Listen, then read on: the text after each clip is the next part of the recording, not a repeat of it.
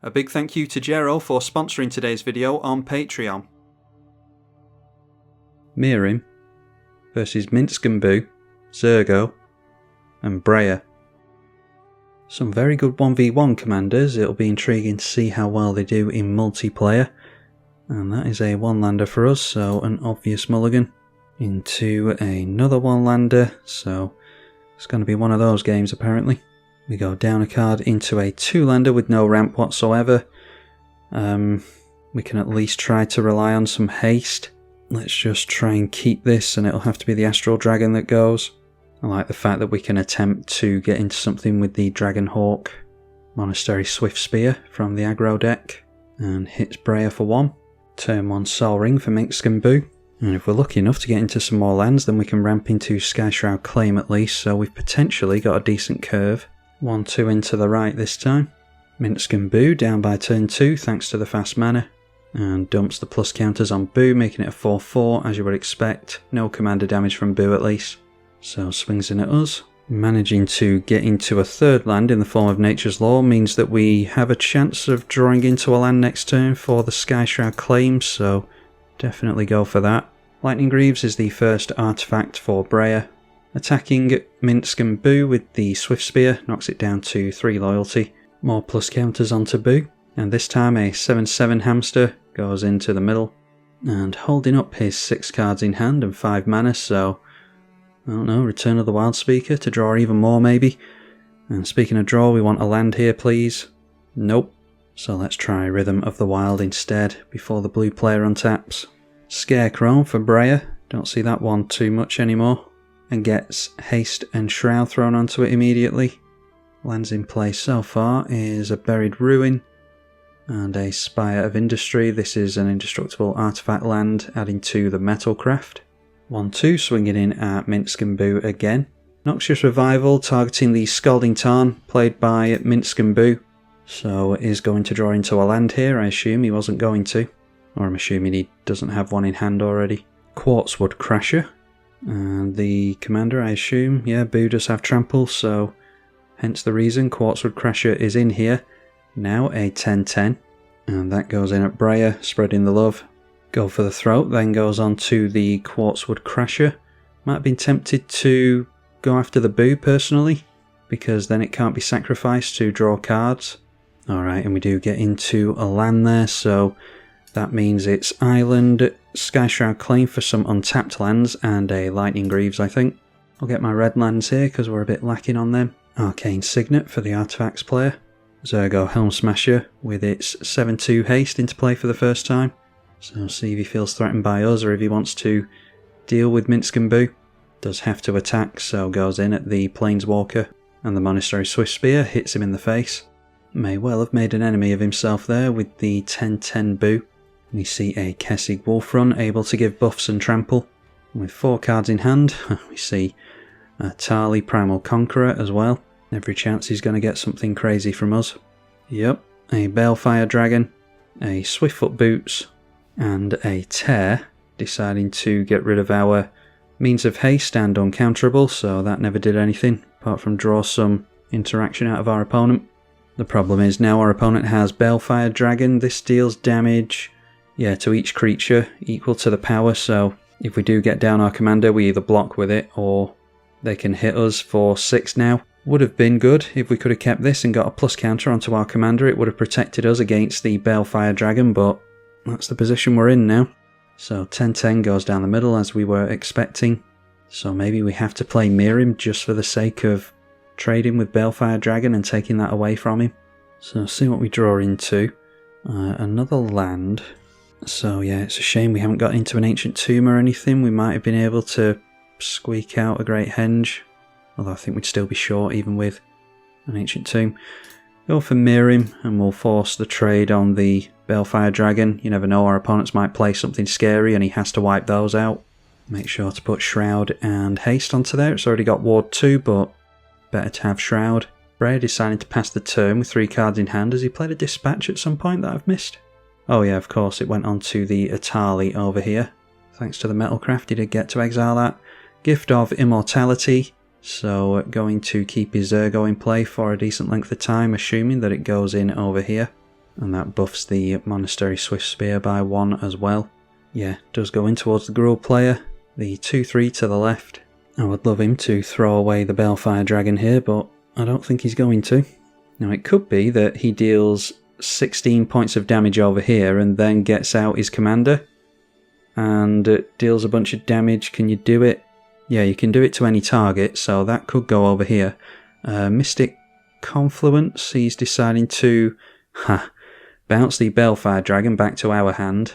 And did it to the small creature as well, which is, yeah, I'd rather have taken the additional card personally, but I'm assuming he drew there. So it was worth risking getting down the commander apparently. Minsc and Boo into play again. And Swiftfoot Boots now onto the Boo, continuing to put plus counters on there, so it is now a 13-13 haste hexproof trample. And goes in down the middle, these two just trading blows back and forth, buys us plenty of time. So now let's see what we can do, getting into Kodama's reach a bit too late. Great Henge, I can't be bothered working out, is 3 mana. So effectively only 1 mana, so if we got that down we'd have 3, 4, 5, 6 left over. Then if we went down to 3 we'd go back up to 4 with Kodama's reach, but then we couldn't really do anything with any dragons. I think we want the Great Henge in play though. Might be able to draw into some lands with the dragon that comes in here. Noteworthy that Zurgo is holding up priority at 12 life, 5 cards in hand. So Ganax coming down now. This is going to make a treasure when it enters, and the token will make treasures also. So in it comes, we'll draw, trigger the Miirym. Obviously going to get a token copy here. And we're safe to remove the Lightning Greaves for a turn here, because we do have the Ward 2 protecting our commander, so no one should be able to pay for that. Unless there's some kind of free spell from the Mardu player. So make the first treasure upon that dragon entering. And then when the token enters, they both trigger, so that is a couple more.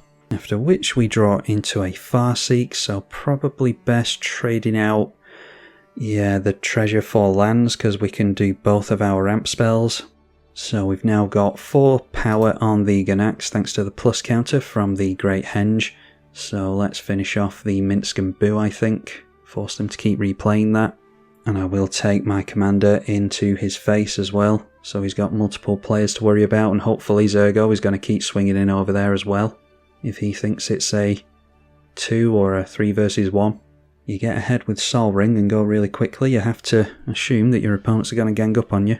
So we'll put Lightning Greaves back onto Miirym, and then it's a Kodama's Reach for us. So I'll grab both of my red basics, and then play a land for the turn. That will allow us into the Farseek, and pass the turn at that after fetching out Steam Vents, I think. Breya Ethereum Shaper into play for the first time, and can afford the 2 mana ability here, so probably best to just hold it up and see what happens. -4 is probably going to be the most relevant one. I'd very much like to hold on to both the Ganaxes, because we'll get multiple treasure from them. Although having the Thopters in play might be just as valuable to him, because he's able to block our dragons with those. Especially when he knows we've got Balefire Dragon available to us. 5 cards for Zurgo, and is about to cast something during the main phase. Double strike from Zurgo onto this player will get rid of him. It is instead Whip of Erebos, going to start gaining some life. Does not have a creature that he can reanimate though. But Whip of Erebos, often I put it in a deck just for, on the rare occasions that I do put it in a deck, it's in there just for the life gain. Surprisingly still, to this day, very few means of giving all your stuff lifelink in a black deck. True Conviction would be good in this list as well. Like I said, the double strike on this can be relevant, and that would give lifelink also. Priority being held up by Breya, decides to allow it in, and then it is Goblin Heel Cutter. When it attacks, target creature can't block this turn, and that has come in with dash. 3-2 goes into the right. You have to assume Zurgo's going to swing in as well, surely. It's not like it can block our dragons anyway. Yep, that goes in as well. So making it so Breya can't block, that's irrelevant. He's just gaining himself 3 life here, and is showing us that he's got this in hand. Now with 10 life and the threat of Zurgo taking him out next turn, he has a 13-13 Boo. If he doesn't make a land, I don't think he can afford his commander again. And even if he does get his commander out, what does that do for him at this point? Draw him a bunch of cards, but he doesn't necessarily survive. 13-13 goes in against Zurgo again. These two seem to have tunnel vision. In all honesty, I think Zurgo's making the right play, trying to get rid of this guy, but I don't know if constantly tapping down boot is the best idea. But obviously I don't know what's in his hand, so knocks him down to 9 again. Might be, if we're really lucky, we could get rid of 2 players here. That is a Soul's Fire. Well, there you go. Damage equal to its power to any target, so that's why you don't want a 13/13 boo left lying around. Blasphemous Act going to wipe the board after that, and doesn't quite have enough toughness on the boot in order to have it survive. And that's a shame that we don't get to play the Dragon Hawk into a bunch of dragons. Might be that the 4-colour player is able to counter this though. He's been holding up priority throughout the cycle. And he decides to gain 5 life before the board wipe. Personally, I wouldn't risk that. I would have gone for -4/-4 onto this if I was going to make use of the Thopters, because it might be that there's some kind of buff that he can do in response in order to have his boo survive the Blasphemous Act.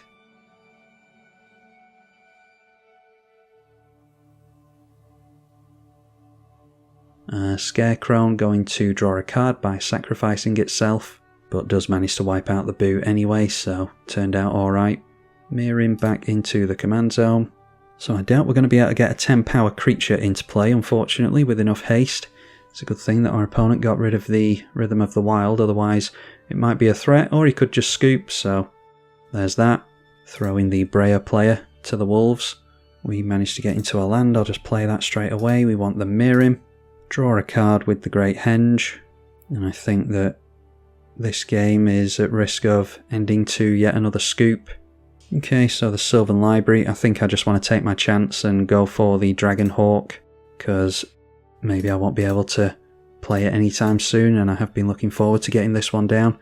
So we only get to exile the top 2 cards here, and exiled on the top, just 1 card, it is a Bloodstained Mire. The token comes in, and then this entered. Oh, and the exile zone's up here. I've got the exile there, but apparently it wasn't a land that we got rid of. It was a Dragon's Horde, a Tarka, 3 visits, there's a Mana Drain, a land, and we've drawn into Niv Mizzet as well. Let's give haste over there. Or actually our commander is more damaged, so I'll give it there. Don't have the mana to cast any of these exiled cards, unfortunately, but you can see if we'd just been able to pay 5 mana to do that, then we would have had access to a lot of cards there. And with haste we could draw even more. Maybe should have swung in with this to deal more damage, because it's 2 per card that we don't make use of here. So that probably would have been the play as opposed to landing commander damage, but it all depends on what our opponent does next. So 5 cards from exile go into the bin, and that is 2 damage per card that goes in, so 10 damage dealt to our opponent. Alright, that's interesting. Speaking of dragons, a Hellkite Tyrant. And that is a 6/5 now with haste, so we're going to have to block here, as much as I'd love to hold on to 2 of these and get the multiple shocks at the end of the turn. I don't want him stealing Lightning Greaves and the Great Henge away from us. So it does have trample, meaning we'll have to put 6 toughness in the way of it. So kind of has to swing in here. Or maybe not, maybe... I mean, we could just let him through, depending on what he's got, and then we could just swing in with these, but we'll get the shocks anyway, so let's trade him, just play it safe. And I think we've got exactly enough to go for Niv Mizzet and the Balefire Dragon here, and we've got even more mana with an Ancient Tomb. I'll just throw that out immediately. Let's go Balefire Dragon. In fact, I'll go for the Niv Mizzet Perun first. It's uncounterable, and if they counter the Balefire Dragon, I'll be able to draw a card at least. And I want to get the dragons down so that we can get multiple triggers from the Dragon Hawk, because the more dragons we have, the more cards we exile. So Miirym makes a copy of the legend. Now that I'm remembering what the commander actually does. Draw a card with the Great Henge after a plus counter. Or actually, with regards to the game, it's exactly at the same time as a plus counter. The Cultivate is what we've drawn into there, so managed to ramp nicely this game in the end. Balefire Dragon as well. And that of course cantrips us also with a plus counter and makes a copy of itself. And we get into a land, draw a card which is 2 pings now that we've got 2 Niv Mizzets in play. And let's just go Greaves onto the original Niv Mizzet, doesn't really matter. We've got more damage with the Balefire Dragon, but I'm really looking to get triggers with this, like I said. So Dragon Hawk is just as good as I hoped it was going to be. We get a Pongify, Sarkhan's Triumph, a Smuggler's Surprise in order to cheat dragons into play. There was Parallel Lives and Savage Ventmore.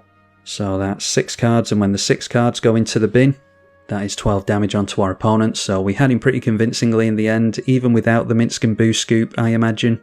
The Dragon Hawk deals damage to all opponents, so I don't think that the Grow player was going to last much longer anyway.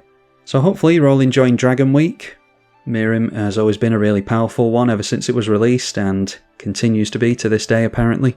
Want to show my appreciation to all the patrons for their financial support of the channel as well. You can do so yourself via the link in the description if you are so inclined. Hope to see you all in the next one. I'm tribalkai. Thank you for watching.